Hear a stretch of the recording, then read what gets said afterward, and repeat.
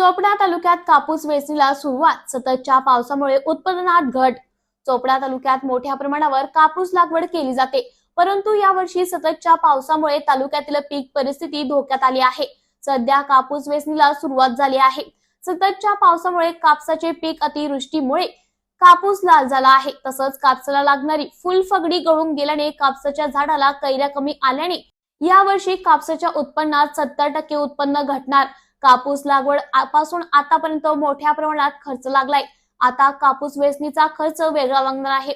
खर्च निघतो की नाही अशी परिस्थिती निर्माण झाली आहे. सरकार तुटपुंजी मदत देते त्यापेक्षा दिलेली नाही बरी, अशी खंत युवा कापूस उत्पादक शेतकरी सचिन पाटील यांनी व्यक्त केली आहे. कापूस लागवड केलेली आहे आपण आणि आज कापूस वेचणी सुरू आहे.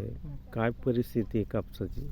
पावसाची खूप वाईट परिस्थिती आहे. सततच्या पावसामुळे जे फुगडी लागणारी होती ती आता परत तर काहीच दिसत नाही त्याच्यावर, आणि जी अगोदर लागली होती ती जास्त पावसामुळे संपूर्ण बुरशी लागल्यामुळे ती खाली पडून गेलेली. आणि जे लाग पाहिजे आता जो उत्पन्न येणार आहे ते किती येईल आणि लागलेला खर्च किती आहे?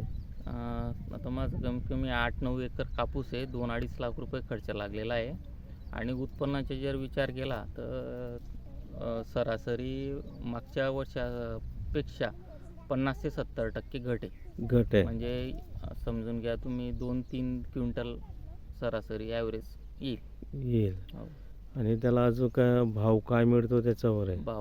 भावाचे उत्पन्न नाही तर भाव काय जास्त बी राहिला आणि कमी बी राहिला तर उत्पन्नच नाही येतं. भावाचा विचार करून काही फायदा नाही. म्हणजे जो लागलेला खर्च आहे तो निघेल, बस तेवढा निघेल का तोही निघणार नाही? काय तरी निघायला पाहिजे एवढी अपेक्षा आहे. लागलेला खर्च आता वेचणीला जे मजूर लावलेले आहे तो खर्च आणखी वाढेल. वेचणी खर्च बी वाढून जाईल. आणि कापसाचे बरेचसे जे झाड आहे ते लाल झालेले दिसत आहेत. जास्त पाण्यामुळे जे ना सततचा पाऊस. मग शासनाने काही कापूस उत्पादक शेतकऱ्यांसाठी काही मदत दिली पाहिजे. खुश खबर. डेन नेटवर्कचा HD पॅकेज धमाका. सिल्वर ॲड ऑन पॅकेजसाठी 20 रुपयात 20 HD channels. Gold add on पॅकेजसाठी 30 रुपयात 30 HD चॅनल्स. या योजनेचा लाभ घेण्यासाठी आजच आपल्या डेन केबल ऑपरेटरशी संपर्क साधा. ही योजना फक्त HD सेटअप बॉक्सवरच उपलब्ध असेल. संजय राऊत आनंद दिघे द्वेषा माणूस आहे. त्यांनी आनंद दिघे यांचा कायम तिरस्कार केलाय, अशी टीका नरेश म्हस्के यांनी केली आहे. नरेश म्हस्के यांनी राहुल गांधींवर टीका करताना म्हटलं, राहुल गांधी यांनी निवडणुकीत संविधान डोक्यात असल्याचं सांगून अमेरिकेत आरक्षण बंद करण्याची भूमिका घेतली. काँग्रेसने कायम आरक्षणाच्या विरोधात भूमिका घेतलीये. तसंच संजय राऊत आरोपवर बोलताना नरेश म्हस्के म्हणाले, संजय राऊत यांनी आनंद दिघे यांचा कायमच तिरस्कार केलाय. खोपकर हत्याकांडानंतर त्यांच्या लेखामुळे दिघांना तुरुंगवास भोगावा लागला होता. आनंद आश्रम प्रकरणावर बोलताना शिवसैनिकांचे पैसे उधळण्याच्या घटनेवर म्हस्के यांनी ही पद्धत चुकीचं असल्याचं मान्य केलं आणि संबंधित पदाधिकाऱ्यांना काढून टाकले आहे, असं नरेश म्हस्के म्हणाले.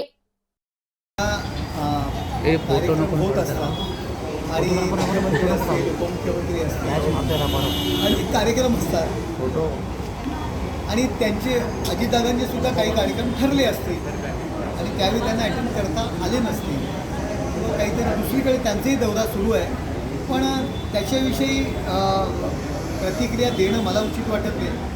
अजितदादा का गेले नाहीत, का विषय आहे, तर आपण त्यांच्याशी बोललं तर बरोबर. तर JP नड्डा महाराष्ट्राच्या दौऱ्यासाठी आहेत. फडणवीसच्या सागर बंगल्यावरती विधानसभेसंदर्भात एक बैठक होणार आहे आणि पितृपक्षानंतर पहिली यादी जाहीर करणार आहे. वाटतं जागेचा फॉर्म्युला महाविकास आघाडीचा पण ठरत आला आहे. आपल्याकडनं कशी महायुतीची बोलणी अतिशय चांगल्या प्रकारे आणि उत्तम पद्धतीने सुरू आहे.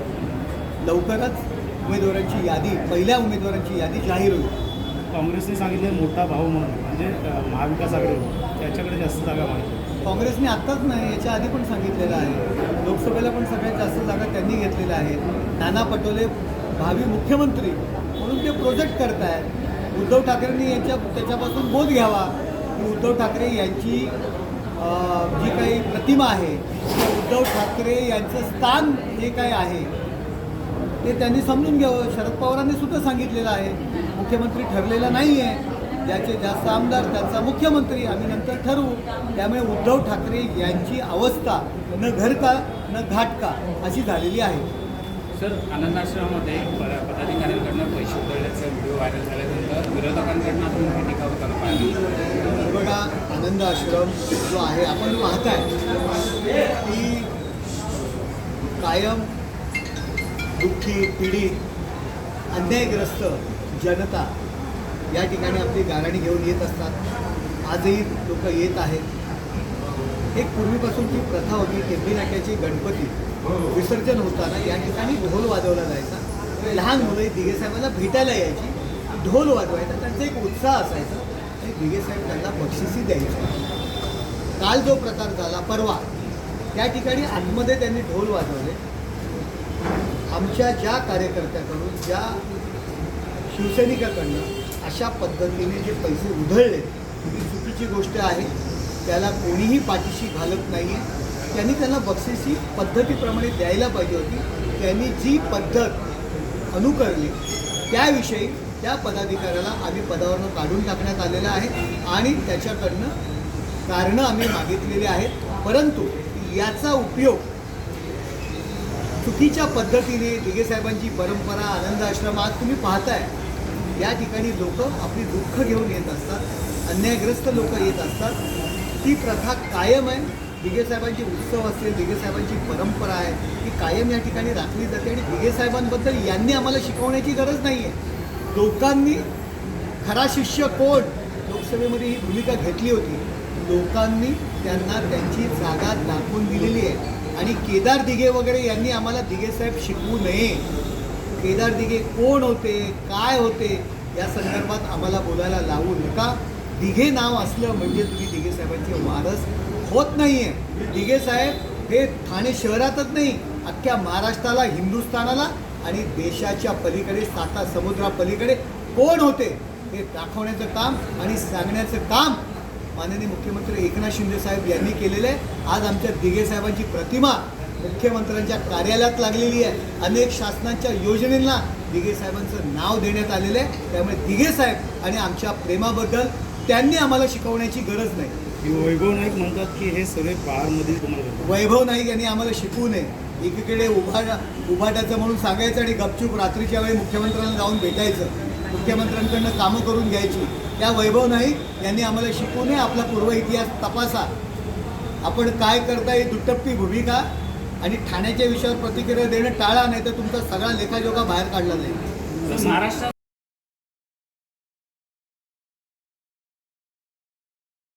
पृथ्वीराज चव्हाण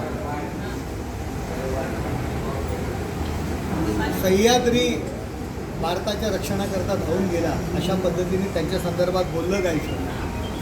त्यानंतर ते महाराष्ट्रात आले, मुख्यमंत्री बनले आणि मुख्यमंत्री बनल्यानंतर या महाराष्ट्रातील काँग्रेसचं शासन संपलं, संपुष्टात आलं आणि याला कारणीभूत काँग्रेस आमदार असतील, राष्ट्रवादीचे आमदार यांनी पृथ्वीराज चव्हाण यांची कारकीर्द मुख्यमंत्र्याची अशा पद्धतीने आरोप त्यांच्यावर ठेवण्यात आले. ते काळ्या पायाचे आहेत. त्यांनी कोणाची सत्ता येईल आणि कोणाची येणार नाही याविषयी वक्तव्य करणं टाळावं. आपण आपला आमदारकीचा वॉर्ड पाहावा. आपण ज्या पद्धतीने नेते म्हणून या महाराष्ट्रामधून भारतामध्ये प्रसिद्ध झाला होता, आज तुम्हाला गल्लीमध्ये येऊन उभं राहावं लागलं आहे. त्यामुळे दिल्लीतल्या सत्तेची काळजी आपण करू नये. हे बघा, सरकार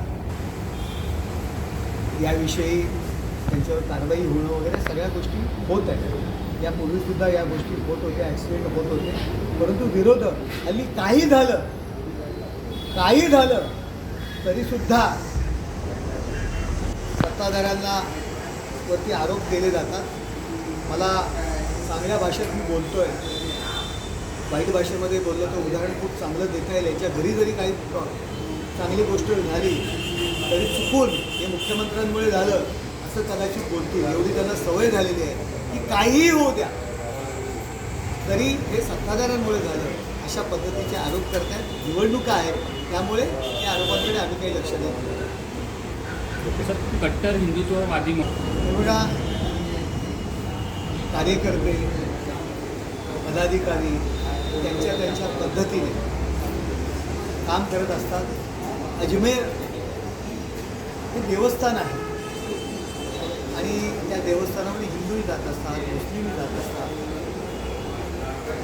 कट्टर हिंदुत्ववाद म्हणजे दुसऱ्याच्या देवाला नाव ठेवणं किंवा टीका करणं याला हिंदुत्ववाद म्हणत नाही. हे पहिलं प्रथम लक्षात ठेवावं. अशाच पद्धतीने आमचे आमदार यामिनी जाधव यांनी बुरखा वाटला म्हणून काही लोक टीका करतायत. मला हे वस्त्र आहे आणि या अन्नदान असेल, वस्त्रदान असेल, गरीब महिलांना आपण जर वस्त्र दिलं, आपणही आपल्या पूजा करतो तेव्हा आपण वस्त्रदान करतो, अन्नदान करतो. त्यामुळे तो धर्म अंगीकारला होत नाही, परंतु दीनदलित गरिबांना मदत करणं हे सुद्धा दानधर्म करणं हा सुद्धा आपल्या धर्माचाच पूजेचा एक प्रकार आहे. त्यामुळे कोणी काय केलं म्हणून त्याच्यावर टीका टिप्पणी करणं म्हणजे धर्म बदलला असा होत नाही. आणि तुमच्या माहितीसाठी सांगतो की अजमेर शरीफ हा जो काही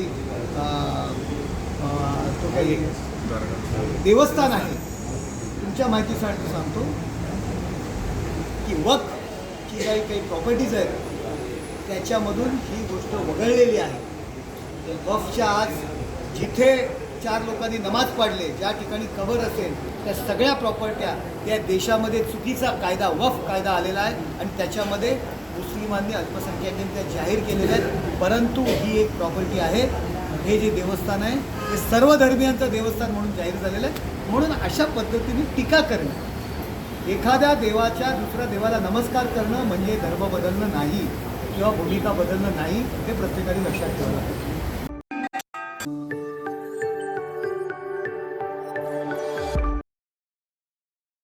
संजय राऊत आनंद दिघे द्वेषा माणूस आहे. त्यांनी आनंद दिघे यांचा कायम तिरस्कार केलाय अशी टीका नरेश म्हस्के यांनी केली आहे. नरेश म्हस्के यांनी राहुल गांधींवर टीका करताना म्हटलं, राहुल गांधी यांनी निवडणुकीत संविधान डोक्यात असल्याचं सांगून अमेरिकेत आरक्षण बंद करण्याची भूमिका घेतली. काँग्रेसने कायम आरक्षणाच्या भूमिकेत विरोधात भूमिका घेतलीये. तसंच संजय राऊत आरोपवर बोलताना नरेश म्हस्के म्हणाले, संजय राऊत यांनी आनंद दिघे यांचा कायमच तिरस्कार केलाय.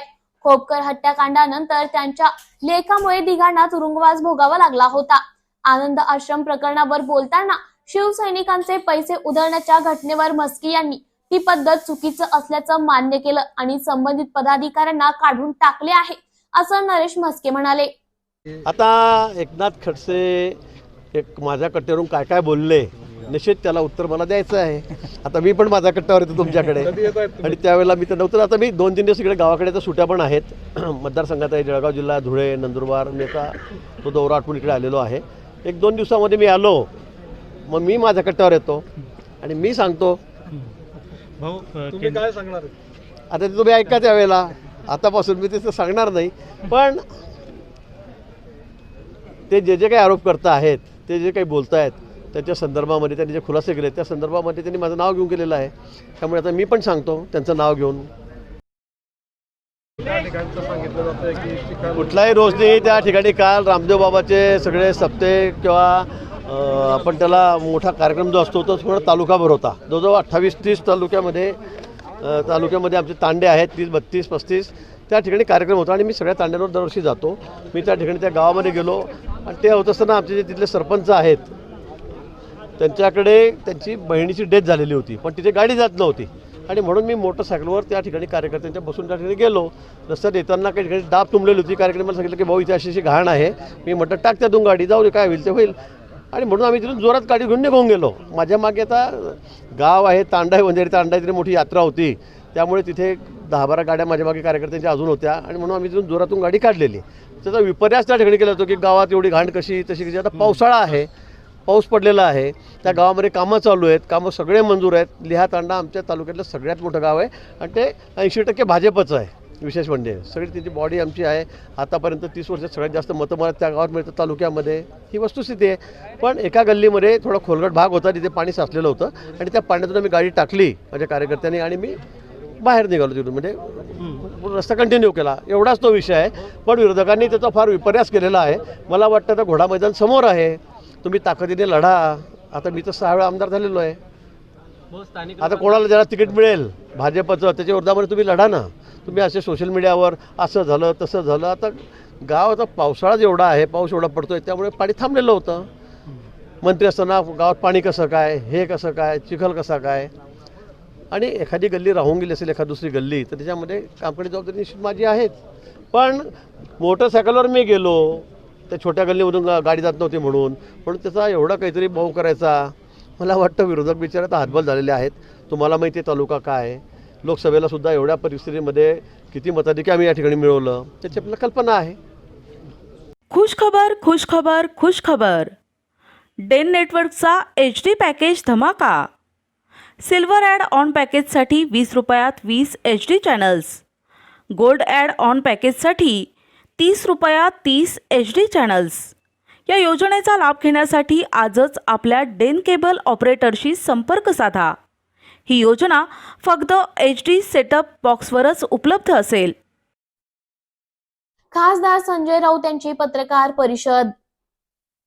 खासदार संजय राऊत यांची पत्रकार परिषद संपन्न होताना ते म्हणाले, आनंद आश्रम पैसेवर बोलताना म्हणाले, विचलित करणारा व्हिडिओ पवित्र वास्तूंनी सगळ्यांनी पाहिला आहे. भ्रष्टाचारांनी लुटीतून आलेले पैसे उधळले आहेत. आनंद आश्रम तो राहिलाय का? लुटीचा पैसा ठेवला जातोय. दिघे तर भिंतीवर असलेला हंटर काढून त्यांना दाखवले. आनंद दिघे यांचा हा वारसा नाही. त्यांनी त्यांचं समर्थन केलं नाही. बारमध्ये पैसे उधळतात तसे पैसे उधळतात. राज्याला कलंक लावलाय. गुरुची अपकृती केलीये. राहुल गांधींवर बोलताना तसंच नितीन राऊत आणि राहुल गांधींवर बोलताना संजय राऊत म्हणाले, राहुल गांधी काय म्हणतात ते पाहावे लागेल. भाजपला असे वाटते तसं होणार नाही. जनतेच्या मनात काय आहे हे महत्वाचे आहे. JP नड्डावर बोलताना ते म्हणाले, नड्डा आले आणि गेले. त्यांचा दौरा लक्षात घेण्यासारखा नाही. लालबागच्या राजाचं वैभव जगभरात प्रसिद्ध असल्याने त्यांनी नमूद केलं आहे. संजय शिरसाट आणि दानवे व्हिडिओवर बोलताना ते म्हणाले, शिरसाट निवडून येतील की नाही ते पाहावे लागेल. दानवे यांच्या व्हिडिओवर भाष्य करताना त्यांनी सरकार पळून जाण्याची परिस्थिती असल्याचं सांगितलं आहे. बघूया यावेळी संजय राऊत काय म्हणाले. हे राज्यात राजकीय क्रांती कधी आणि कशी होऊ शकते? आज आम्हाला सांगत आहात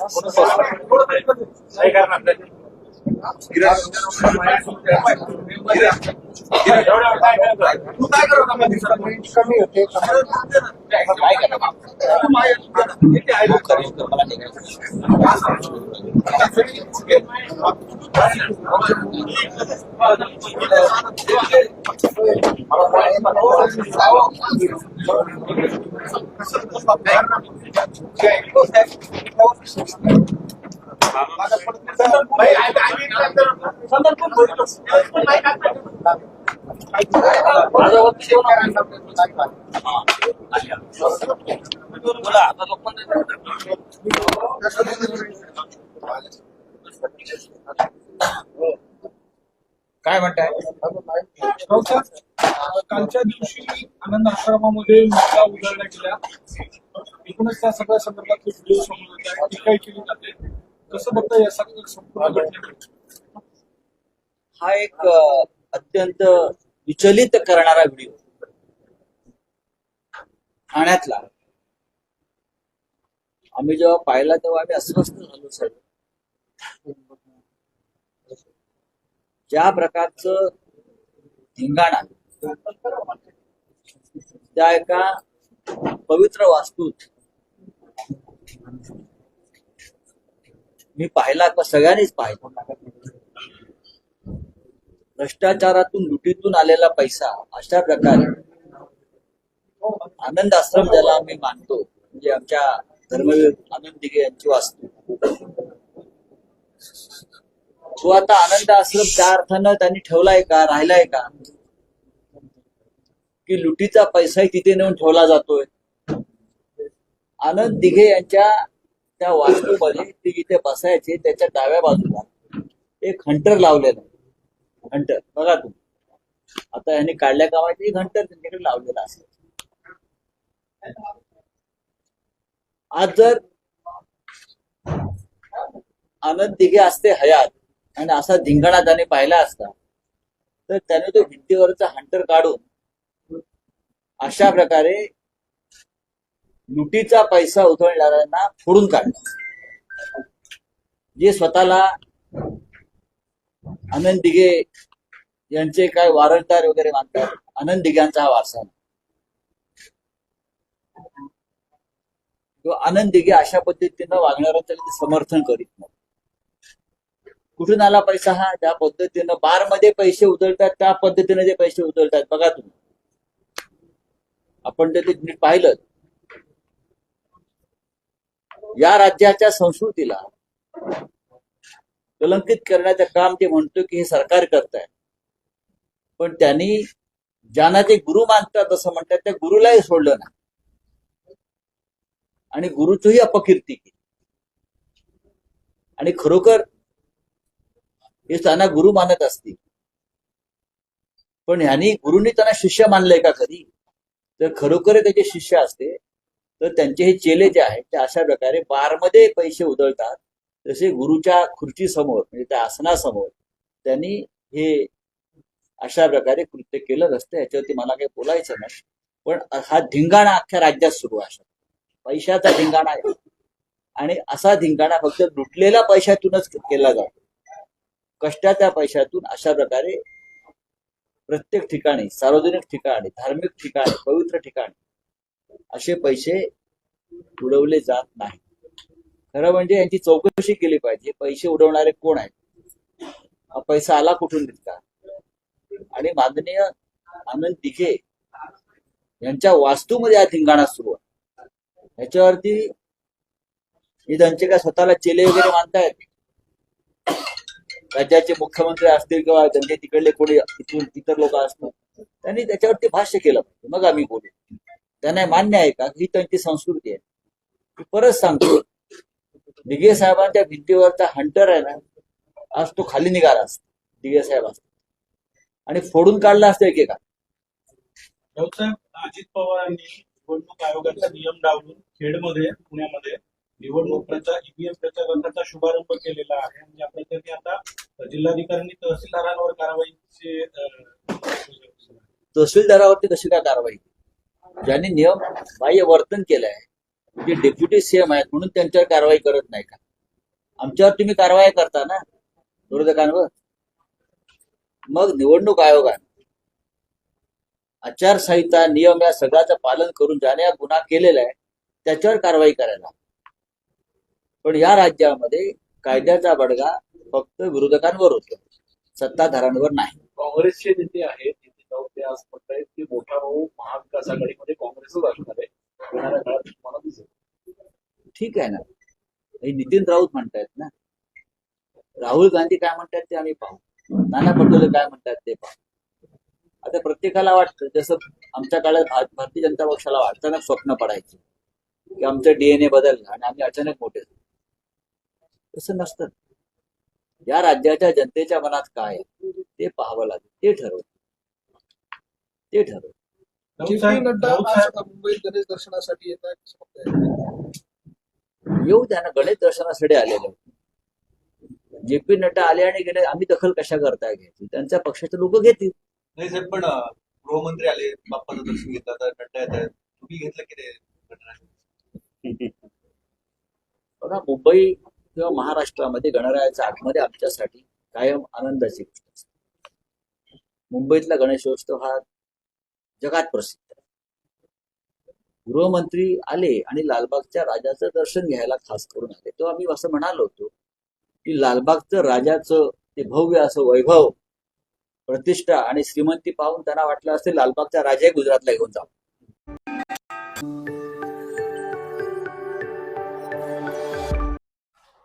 कांदा निर्यात मूल्य रद्द केलेल्या व्यापाऱ्यांसह शेतकऱ्यांमध्ये आनंद.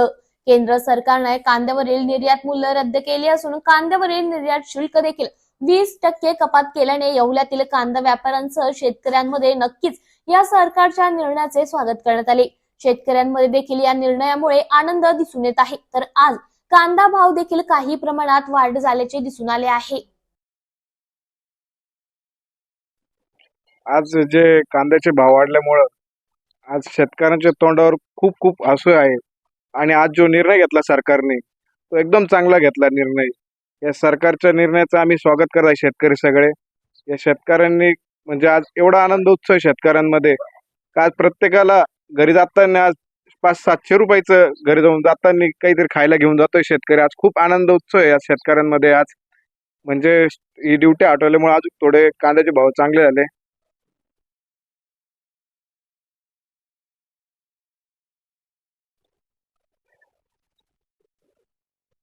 काल तारीख 13 सरकारने जो निर्णय कळवला आहे की एक्सपोर्टचे निर्यात मूल्य घटवून ड्युटी घटवली आहे.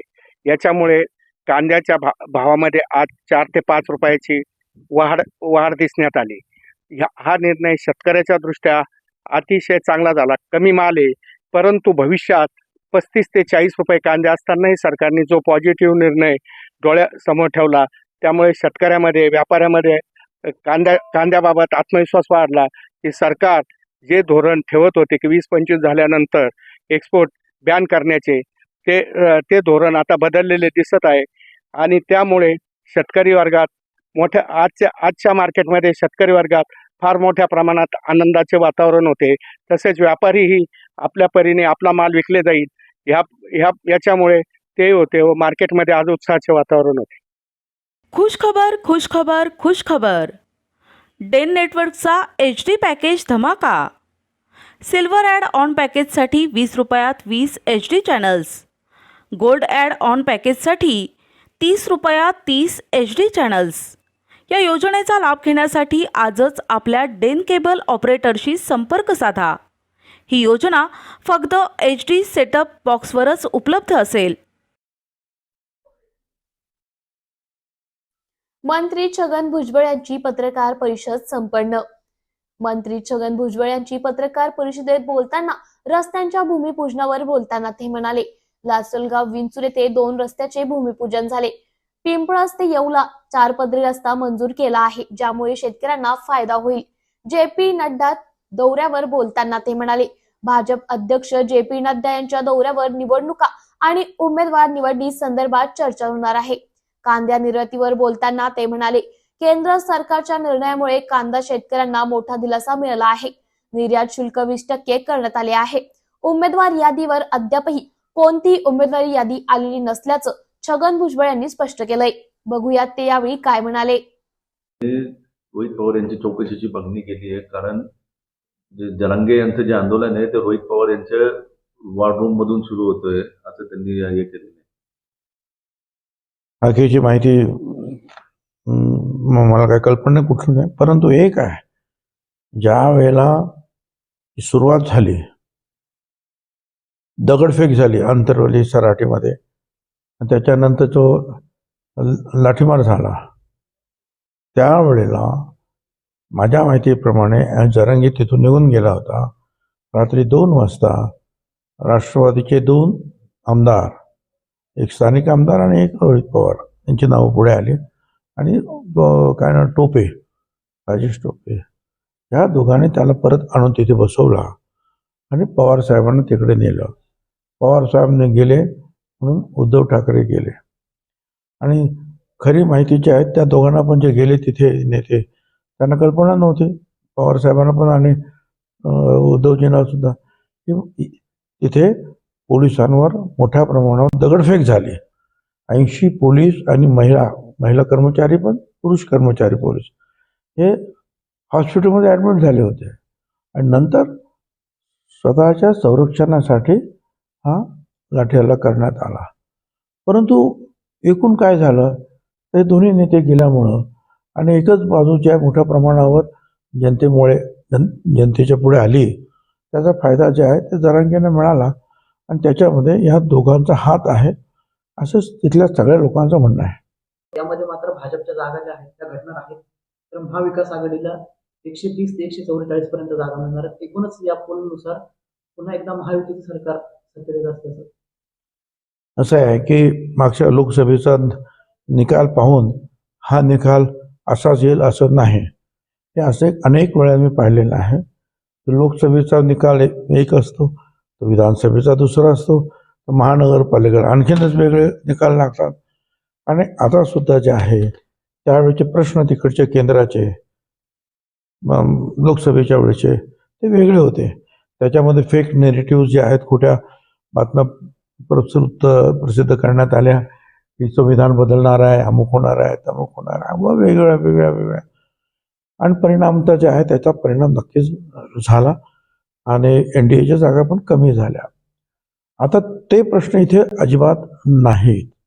आता हा राज्याचा प्रश्न आहे आणि राज्यामध्ये मला असं वाटतं की महायुतीची सरकार जे आहे हे लाडक्या बहिणीची योजना असेल, शेतकऱ्यांना पैसे देण्याची योजना असेल, शेतकऱ्यांना सोलर पंप देण्याची योजना असेल, वीज माफ करण्याची योजना असेल, विद्यार्थ्यांना 10,000 रुपये स्टायपेंड देण्याची योजना असेल, मुलींना जे आहे डिग्रीचं शिक्षण घ्यायला जे आहे, मग डॉक्टर इंजिनियर्स ते मोफत द्यायचं आहे. या अशा अनेक गोष्टी ज्या आहेत, 3 सिलेंडर फुकट द्यायच्या योजना आहेत.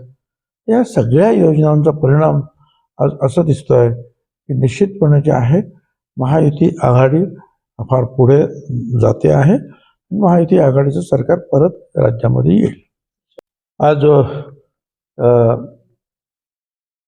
लासलगाव विंचूरच्या भागामध्ये भूमिपूजन आहे आणि 2 रस्ते आपण मंजूर करून घेतलेले आहेत. त्यातला एक रस्ता जो आहे नाशिक निफाड येवला प्रमुख राज्यमार्ग जो आहे त्यातील पिंपळस ते येवला हा रस्ता जो आहे आपण 4 पदरी करतोय सिमेंट कॉन्क्रीटचा आणि त्याचा खर्च जो आहे 560 कोटी रुपयाचा आहे आणि तो एशियन डेव्हलपमेंट बँकच्या मदतीनं आपण तो करतो आहोत. या कामासाठी खरं म्हणजे मी 4 ते 5 वर्ष प्रयत्न करत होतो. अशोक चव्हाण PWD मंत्री होते तेव्हापासून, तर आता त्याला यश आलेलं आहे. तर तो एक रस्ता आहे आणि त्याचबरोबर महाराष्ट्र राज्य पायाभूत विकास महामंडळाच्या माध्यमातून लासलगाव ते विंचूर चौपदरी रस्ता आणि तिथून पुढे जो आहे म्हसोबा माथा, धरणगाव, सारोळे थडे, खेडले जुंगे हा रस्ता आपण करतोय. हा 134 कोटी रुपयाचा. आपल्याला कल्पना आहे की विंचूरवरून लासलगावला जात असताना रस्ता जरा रुंद असला तरी तो चौपदरी नाही आणि मोठे मोठे ट्रक्स आणि वाहनं तिथे असतात आणि बऱ्याच लोकांचे ॲक्सिडेंट झालेत. त्याची फार मोठी वेळोवेळी माझ्याकडे अनेक तक्रारी आल्या होत्या. तर ह्या वेळेला हा रस्तासुद्धा आपण घेतलेला आहे. या दोन्ही रस्त्याचं जे आहे भूमिपूजन आज होईल आणि त्यामुळे जे निश्चितपणे जे आहे या दोन्ही रस्त्याच्या आजूबाजूला असलेली गावं, ट्रॅफिक, शेतकऱ्यांना फायदा होईल. सर्व बाकीचे जे आहेत येवला मार्गे संभाजीनगरकडे जाणारे लोक असतील किंवा इतर ठिकाणी असतील किंवा शिर्डीला जाणारे रस्ते या सगळ्यांना अतिशय चांगला फायदा या रस्त्याचा होणार आहे.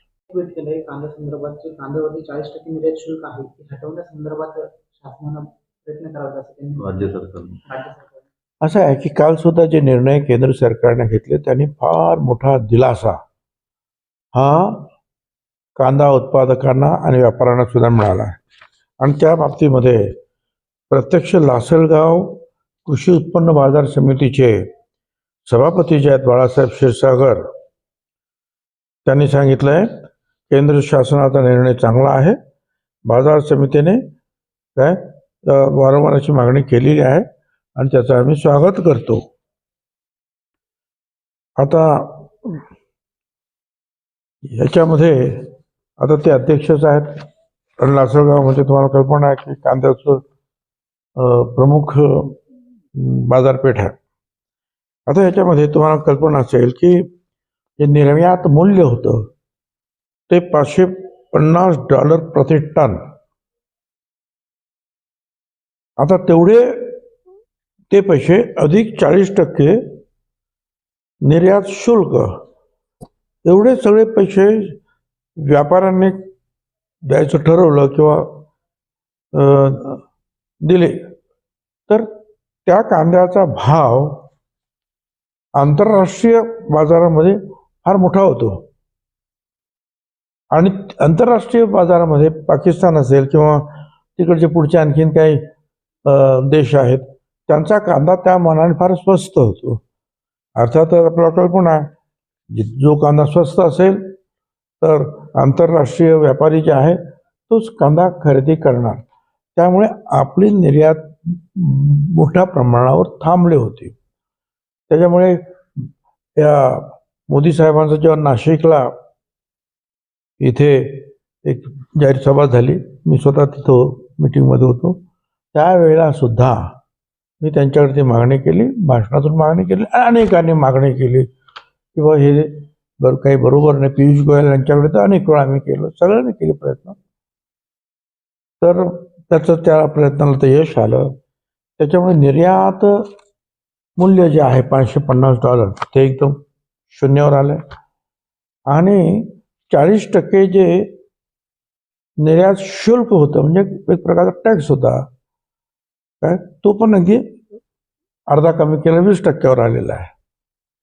त्याच्यामुळे तो कांदा आता जो आपला बाहेर जाईल त्यावेळेला तो स्पर्धा करू शकणार आहे इतर देशातील कांद्या व्यापाऱ्यांबरोबर. आपले व्यापारी स्पर्धेत उतरतील आणि मोठ्या प्रमाणावर जो आहे कांदा याच्यापुढे एक्सपोर्ट होऊ शकेल. आणि त्याचा फायदा जो आहे आपल्या राज्यातील आणि देशातील कांदा बाहेर गेल्यामुळे साहजिकच शेतकऱ्यांना सुद्धा 2 पैसे अधिक मिळणार आहेत. कारण बराचसा कांदा बाहेर गेल्यामुळे उरलेल्या कांद्याचे भाव जे आहेत ते निश्चितपणे थोडेसे वरती येणार आहेत. तर आता अतिशय चांगला निर्णय तो घेतलेला आहे आणि मला असं वाटतं की तो विशेषतः आमच्या येवला, लासलगाव तो भाग, तो माझाच मतदारसंघ आहे लासलगाव, त्यामुळे नेहमी ह्या तक्रारी यायच्या. त्यामुळे लोक त्या अतिशय आनंदी, खुश आहेत.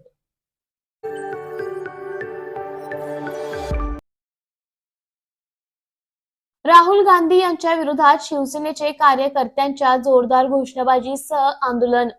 आज संपूर्ण महाराष्ट्रात शिवसेना पक्षाच्या वतीने राहुल गांधींच्या विरोधात आंदोलन केलं जात आहे. राहुल गांधींनी परदेशात जाऊन जे वक्तव्य केले याचा आम्ही सर्वप्रथम जाहीर निषेध करतो. आरक्षणाच्या वक्तव्यामुळे समाजातील लोकांमध्ये भीतीचे वातावरण निर्माण झाले आहे. राहुल गांधींच्या जे पोटात होते ते त्यांच्या ओठावर आले आहे. त्यांनी देशातील सर्व नागरिकांची माफी मागावी ही आम्हा सर्वांची मागणी आहे, अन्यथा आम्ही त्यांना स्वस्थ बसू देणार नाहीत, असं नाना भानगिरे म्हणाले. नाना, काय सांगाल, तुम्ही आंदोलन केलंय राहुल गांधींचं? आज संपूर्ण महाराष्ट्रामध्ये शिवसेना पक्षाच्या वतीने आज राहुल गांधींच्या विरोधामध्ये राजव्यापी आंदोलन संपूर्ण महाराष्ट्रामध्ये होत असताना राहुल गांधींनी जे वक्तव्य बाहेर देशात जाऊन केलं की आरक्षण बदललं पाहिजे, त्याचा पहिल्यांदा आम्ही सर्वप्रथम जाहीर निषेध करतो. आणि आरक्षण रद्द करण्यामुळं आमचे दलित बांधव आहे त्यांच्या मनामध्ये फार मोठ्या प्रमाणामध्ये भीतीचं निर्माण या ठिकाणी निर्माण झालेलं आहे. आणि त्याचबरोबर राहुल गांधीमध्ये जे अनेक दिवसापासून जे त्यांच्या पोटामध्ये होतं ते आज त्यांच्या होटावर आल्यामुळं आज आम्ही संपूर्ण शिवसैनिक लवकरात लवकर राहुल गांधीने देशाची सर्व आमच्या दलित बांधवांची या ठिकाणी माफी मागावी म्हणून आम्ही सर्वांनी या ठिकाणी शिवसेना पक्षाच्या वतीने पुणे शहराच्या वतीने या ठिकाणी त्यांचा जाहीर निषेध म्हणून या ठिकाणी आंदोलन केलेलं आहे. लवकरात लवकर जर राहुल गांधींनी या देशाच्या सर्व नागरिकांची जर माफी नाही मागितली ह्याच्यापेक्षा मोठ्या प्रमाणामध्ये तीव्र प्रमाणामध्ये या ठिकाणी शिवसेनेच्या स्टाईलमध्ये संपूर्ण महाराष्ट्रामध्ये आंदोलन केल्याशिवाय राहणार नाही. आणि राहुल गांधीला या ठिकाणी आम्ही स्वस्थ बसून देणार नाही. लवकरात लवकर राहुल गांधींनी या देशाची माफी मागावी त्याबद्दल आम्ही आज या ठिकाणी शिवसेना पक्षाच्या वतीने तीव्र आंदोलन केले आणि या ठिकाणी राहुल गांधीचा जाहीर निषेध करतो आम्ही सर्वजण.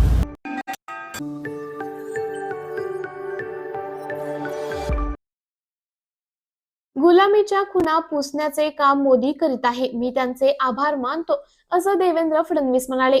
अंदमान निकोबारची राजधानी असलेल्या पोर्ट ब्लेअर श्री विजयपुरम असं नामकरण करण्यात आले. त्यावर महाराष्ट्राचे उपमुख्यमंत्री देवेंद्र फडणवीस यांनी आनंद व्यक्त करत गुलामगिरीच्या खुणा पुसल्या पाहिजेत, गुलामगिरीच्या खुणा पुसून टाकण्याचं काम नरेंद्र मोदींनी केले पाहिजे, असेही त्यांनी सांगितले. त्याबद्दल मी त्यांचे आभार मानतो. सोयाबीनाबाबत फडणवीस म्हणाले की भारत सरकारने कच्च्या तेलावरील आयात शुल्क 20% वरून वाढवून 32.5% केले आहे. याचा थेट फायदा सोयाबीन उत्पादक शेतकऱ्यांना होणार असून सोयाबीनच्या भावात मोठ्या प्रमाणात वाढ होणार आहे. त्यासोबतच केंद्र सरकारने कांद्यावरील किमान निर्यात मूल्य रद्द करण्याचा निर्णय घेतला आहे. ड्युटी 40 ते 20 वर आणली आहे. कांद्याच्या कोणत्या सक्तीचा फायदा होणार? कांद्याबरोबर बासमती तांदळालाही निर्यात करण्याची परवानगी होती, मात्र निर्यात शुल्क होते ते 0 वर आणले आहे. त्यामुळे आमच्या धान उत्पादक शेतकऱ्यांना त्याचा फायदा होणार आहे. एकंदरीतच आपल्या पंतप्रधानांनी शेतकऱ्यांना मोठी भेट दिली आहे. मी पंतप्रधानांचे आभार मानतो, असं देवेंद्र फडणवीस म्हणाले. आयात होता है उसके ऊपर कच्चे तेल पर 20% और रिफाइंड पर 12.5 से 32.5% बढ़ाकर इंपोर्ट ड्यूटी लगाई है. इसके कारण सोयाबीन के जो हमारे किसान हैं वो सीधे लाभान्वित होने वाले हैं और बड़े पैमाने पर सोयाबीन का जो भाव है वो किसानों को बढ़कर मिलने वाला है. साथ साथ हमारे केंद्र सरकार ने दूसरा जो निर्णय लिया है, प्याज पर मिनिमम एक्सपोर्ट प्राइस समाप्त कर दी है और एक्सपोर्ट ड्यूटी 40 से 20 तक उन्होंने लाई है. इसके कारण प्याज का किसान भी बड़े पैमाने पर लाभान्वित होगा और साथ में जो बासमती राइस है उस बासमती राइस को भी एक्सपोर्ट की परमिशन तो थी ही, लेकिन उस पर एक्सपोर्ट ड्यूटी थी, उसको 0 कर दिया है. इसलिए हमारा जो धान का किसान है उसको भी इसमें बड़ा फायदा मिलने वाला है. कुल मिलाकर किसानों को एक बहुत बड़ी सौगात हमारे प्रधानमंत्री जी ने दी है. मैं प्रधानमंत्री जी का बहुत बहुत आभार व्यक्त करता हूँ. एकनाथ खडसे म्हणाले की देवेंद्र फडणवीसांनी मला राज्यपालपदाची ऑफर दिली होती, माझा प्रवेश झाला, मात्र अजूनही त्याची घोषणा झाली नाही. ते काय म्हणाले हे मी ऐकलेलं नाही, मात्र त्यांच्या संदर्भात आमच्या केंद्रीय नेतृत्वाने निर्णय घेतलेला आहे. तो निर्णय आम्हाला सर्वांना त्या ठिकाणी मान्यच आहे. त्यामुळे केंद्रीय नेतृत्वाशी चर्चा करून गणेश उत्सवानंतर त्या संदर्भात योग्य निर्णय केला जाईल. सर, पोर्ट ब्लेयर का नाम कर दिया गया, पोर्ट ब्लेयर का नाम बदल गया. ये बहुत हर्ष की बात है. गुलामी के चिन्हों को मिटाया ही जाना चाहिए और गुलामी के चिन्हों को मिटाने का जो कार्य मोदी सरकार कर रही है, मैं उसके लिए उन्हें धन्यवाद देता हूँ. जे.पी. नड्डाजी आज मुंबईच्या दौऱ्यावर आहे, काय ते जे.पी. नड्डाजी मुंबईला येत आहेत. एक आमची छोटी बैठक देखील त्या ठिकाणी होणार आहे आणि विशेषतः आपल्याला माहिती आहे की गणेश पर्व चाललेलं आहे, त्यामुळे गणेशाचं दर्शन देखील ती घेणार आहे. वो सीट बंटवारा कब तक हो जाएगा और कितने सीट बीजेपी?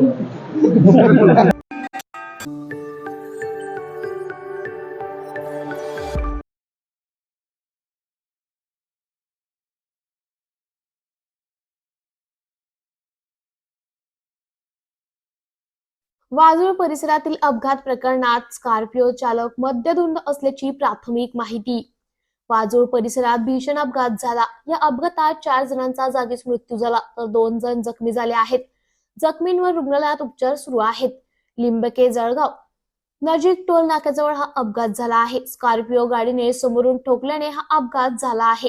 प्राथमिक माहितीनुसार स्कॉर्पिओ चालवणाऱ्या इस्माने मद्यप्राशन केले होते आणि त्यामुळे हा अपघात झाला. दोन्ही आरोपींची वैद्यकीय चाचणी करून त्यांना अटक करण्यात आली आहे.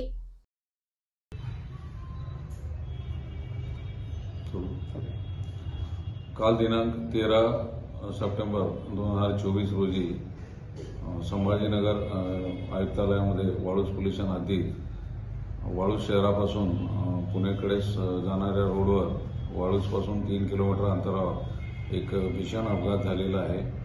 सदर अपघातामध्ये रेनो क्विड या गाडीतून पुण्याकडे जाणारं एक कुटुंब जे राहण्यासाठी पुण्यात आहे आणि जे अमरावतीला आपल्या नातेवाईकाकडून पुण्याकडे जात असताना अचानक समोरून येणारी जी स्कॉर्पिओ गाडी आहे ती गाडी त्यावरील चालकाचा ताबा सुटल्याने त्याने ती गाडी रोडचे डिवायडर क्रॉस करून अलीकडच्या ट्रॅकमध्ये येऊन समोरून जोराची धडक दिलेली आहे. सदर अपघातामध्ये क्विड गाडीतून प्रवास करणारं जे कुटुंब आहे त्याच्यामध्ये जो मालक स्वतः जो गाडी चालवत होता त्याची पत्नी आणि त्याचा एक 6 महिन्याचा मुलगा हे जागीच मयत झालेले आहे. त्यानंतर त्यांचे नातेवाईक जे होते त्यामध्ये त्यांची सासूबाई 65 वर्षाची यांचं या देखील त्यामध्ये मयत झालेले आहे.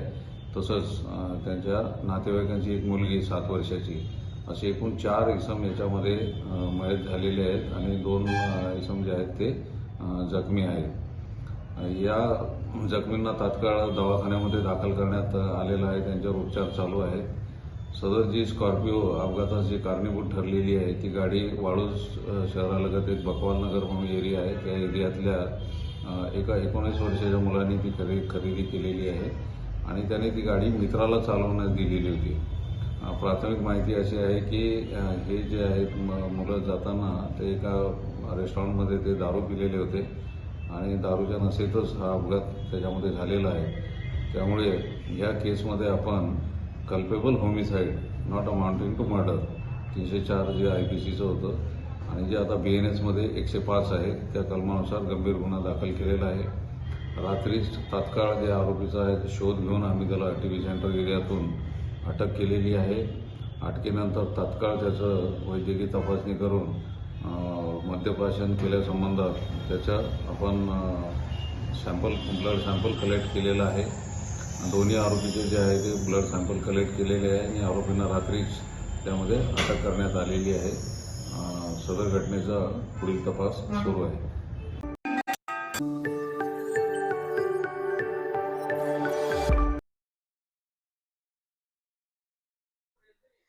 गोंदिया जिल्ह्याचे पालकमंत्री धर्मराव बाबा अत्राम यांनी केली पूरग्रस्त भागाची पाहणी. गोंदिया जिल्ह्यात 9 ते 10 सप्टेंबर दरम्यान मुसळधार पाऊस झाला. या मुसळधार पावसामुळे जिल्ह्यात पूर परिस्थिती निर्माण झाली होती आणि यातच हजारो हेक्टर शेती जमिनी पाण्याखाली आल्याने मोठ्या प्रमाणात शेतीचे नुकसान झाले आहे. गोंदियाचे पालकमंत्री धर्मराव बाबा अत्राम यांनी आज पूरग्रस्त भागाची पाहणी केली. 4000 हेक्टर शेतीचे नुकसान झाले आहे. त्याप्रमाणे 550 घरांची पडझड झाली आहे. तर 3000 कोंबड्या पुरामध्ये वाहून गेल्या आहेत. या सर्वांचे पंचनामे करण्याचे निर्देश दिले असून पंचनामे झाल्यावर सर्व अहवाल येताच नुकसान भरपाई देण्यात येणार अशी प्रतिक्रिया पालकमंत्री धर्मराव बाबा अत्राम यांनी दिली आहे. काय सांगाल पंचनामाची आपण पाहणी करायला या ठिकाणी आले शेती पिकांची नुकसान झालेलं नुकसान भरपूर झालेलं आहे. धानाचा आणि आपलं जे गन्ना टाकलेलं आहे ते सुद्धा बुडाला होता आणि भरपूर पाणी आलेलं आहे आणि वाळू जमा झालेला आहे धान शेतीमध्ये आणि त्या दृष्टिकोनातून त्या सगळ्यांच्या आता सांगितलेलं आहे की पंचनामा आपण लवकरात लवकर करा आणि ते पंचनामा जवळजवळ या जिल्ह्यामध्ये 4000पेक्षा जास्त हेक्टर जमीन हा पाणी आपलं जे नुकसान झालेलं आहे आणि त्याच्यामध्ये जे उत्पन्न होतं ते सुद्धा नुकसान झालेलं आहे आणि शेतीचंही नुकसान झालं. म्हणजे दोन्ही म्हणजे वाळू येऊन पडणं म्हणजे नुकसानी झालं शेतीचं आणि जे आपण धान टाकलं त्याचंही नुकसान झालं. तर हे सगळं ते सर्वे रिपोर्ट आल्यानंतर आपण मदत करणार आहोत. मोठ्या प्रमाणात घरची पडझड झाली आहे. जनावरांनी मरण पावलेले आहेत. नाही जनावरांचा असं काय माझ्याकडे आकडा आलेला नाही परंतु कोंबडे वगैरे जे आहेत ते सगळे फार मोठ्या प्रमाणामध्ये जवळजवळ 3-3.5 कोंबडी वगैरे सगळं वाहून गेले हे तितकं माहिती माझ्याकडे आहे आणि घरं जवळजवळ 500 ते 550 घरं ते पडलेले आहेत. काय नुकसान झालेलं आहे असा प्रकारचा आकडा माझ्याकडे आहे.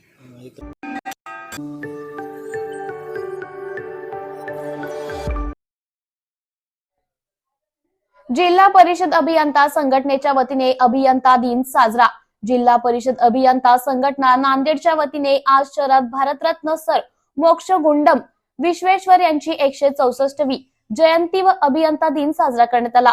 महात्मा गांधींचे मिशनचे सिव्हिल इंजिनियर विभागाचे प्रमुख श्री यस पथेवार यांचे कॉन्क्रीट टेक्नॉलॉजी या विषयावर व्याख्यान ठेवण्यात आले होते. यावेळी अभियंत्यांनी अलीकडील जबाबदारी समर्थनपणे पेलवण्याचा प्रयत्न करू. आमच्या कामाची गुणवत्ता चांगली राखण्याचा आम्ही प्रयत्न करण्याचा या शुभ दिनी नांदेड जिल्हा परिषदेच्या अभियंत्यांनी संकल्प केला आहे.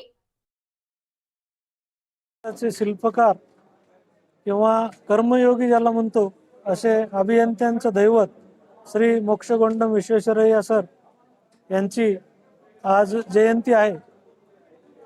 हा जयंतीचा कार्यक्रम आम्ही देशभरामध्ये किंबहुना जगभरामध्ये अभियंता दिवस म्हणून साजरा केला जातो. त्यांनी केलेलं कार्य हे खूपच अतुलनीय आहे. त्यांच्या कार्याची प्रेरणा घेऊन आम्ही यापुढे आमच्याकडे जी काही जबाबदारी आहे ती जबाबदारी समर्थपणे पेलण्याचा आम्ही प्रयत्न करू. आमच्या कामाची गुणवत्ता चांगली राखण्याचा आम्ही प्रयत्न करू. या शुभप्रसंगी आम्ही संकल्प करतो. अभियंता संघटना जिल्हा शाखा नांदेडच्या वतीने आज हा भरगच्च कार्यक्रम घेऊन कॉन्क्रीट टेक्नॉलॉजीवर महात्मा गांधी मिशनचे सिव्हिल इंजिनिअरिंग डिपार्टमेंटचे हेड श्री पत्तेवार सर यांचं पण एक लेक्चर ठेवण्यात आलं होतं. ते लेक्चर आमच्या पूर्ण जिल्ह्यातल्या 100 ते 125 अभियंत्यांनी अतिशय मनपूर्वक ऐकलेलं आहे. त्याप्रमाणे आम्ही कामाची गुणवत्ता राखण्याचा आम्ही प्रयत्न करू असं या शुभदिनी आम्ही संकल्प केलेला आहे. मी रमेश कडेमार, उपअभियंता, जिल्हा परिषद बांधकाम विभाग, बिरोली. आज 15 सप्टेंबर सर मोक्षगुंडम विश्वेश्वरय्या यांच्या जयंतीनिमित्त संघटनेमार्फत आयोजित केलेल्या कार्यक्रमाला जिल्हा परिषद बांधकाम विभाग बिरोलीचे कार्यकारी अभियंता श्री एस जी गंगकडे साहेब, श्री गहेरवाड साहेब माजी कार्यकारी अभियंता, श्री रायबोगे साहेब माजी उपअभियंता व श्री भोजराज साहेब कार्यकारी अभियंता नांदेड हे सर्वांनी उपस्थित राहून जिल्ह्यातील पूर्ण सर्व उपअभियंता, शाखा अभियंता, स्थापत्य अभियंता सहाय्यक यांनी मोठ्या प्रमाणात इथे उपस्थित राहून या अभियंता दिनादिवशी सर मोक्षगुंडम विश्वेश्वरय्या यांना अभिवादन करून त्या कार्यक्रमाची शोभा वाढवली.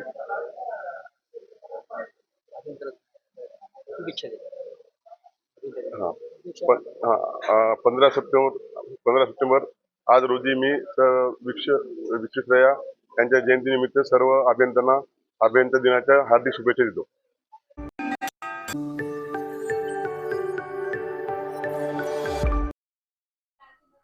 सोलापुरात माजी सहकार मंत्री आणि भाजप आमदार सुभाष देशमुख यांच्या घरासमोर धनगर आंदोलनाचे ढोल बजाव आंदोलन. 8 दिवसांपासून उपोषणकर्ते अन्नत्याग करून बसलेले आहेत. आमच्या मतांवर ज्यांनी आमदारकी आणि खासदारकी भोगली त्यांच्या घरासमोर ढोल बडवत आंदोलन करीत आहेत. खरं तर कुंभकर्णाची झोप घेतलेले लोकप्रतिनिधी आहेत. 2 दिवसांपूर्वी सांगून देखील त्यांना आमचं निवेदन देण्यासाठी वेळ नाही. यासाठी आम्ही त्यांना जाहीर निषेध करतोय. येणाऱ्या विधानसभेत आम्ही त्यांना त्यांची योग्य जागा दाखवू असं आंदोलक म्हणाले. परंतु आपण एक लोकप्रतिनिधी आहात आणि समाजाच्या मताधिक्य असणाऱ्या मतदारसंघातून आपण निवडून येत आहे. परंतु बापू, आतापर्यंत आपल्या विधानसभेमध्ये कधीच तुम्ही धनगर आरक्षणाचा प्रश्न मांडला नाही. आणि 2 मिनिट थांबा ना, बोलू दे, राहू दे ना. ते काय अर्धा तास थांबले, जरा थांबल ना. काय यातला काय गडबड आहे? थांबा ना. गेल्या अनेक दिवसापासून साहेब मोदी साहेबांनी देखील शब्द दिला होता, देवेंद्र फडणवीस साहेबांनी बारामतीमध्ये देखील शब्द दिला होता. परंतु अद्याप तो धनगर समाजाचा आरक्षणाचा प्रश्न सुटला नाही. तर आमची आपल्याकडनं अपेक्षा, आपला मतदारसंघ जो दक्षिण सोलापूर आहे तो धनगर बहुल आहे.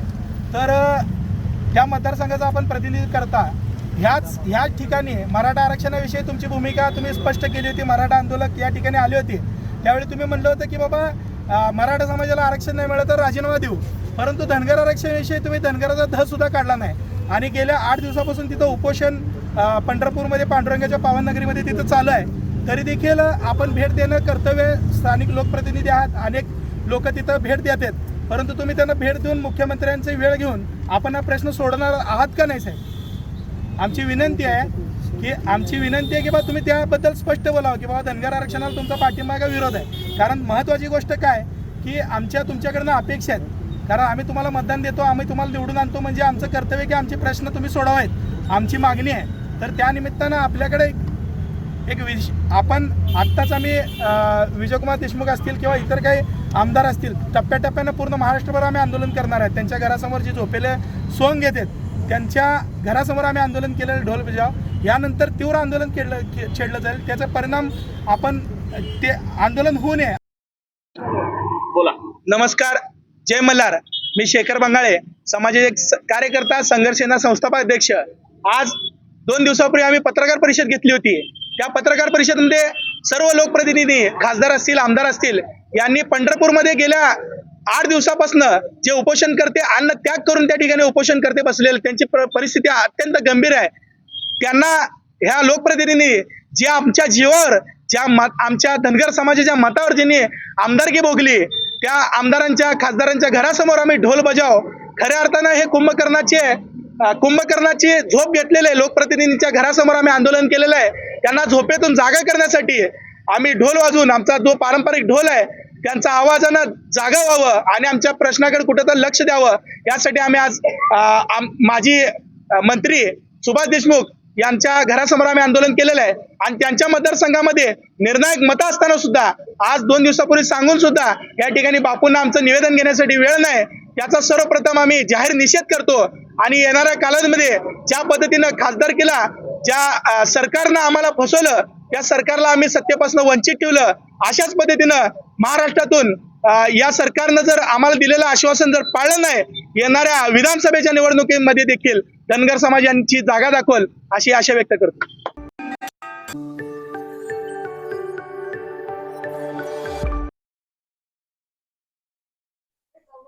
मंत्री नितीन गडकरी यांनी श्रीमंत दगडूशेठ हलवाई गणपतीचे घेतले सहपरिवार दर्शन.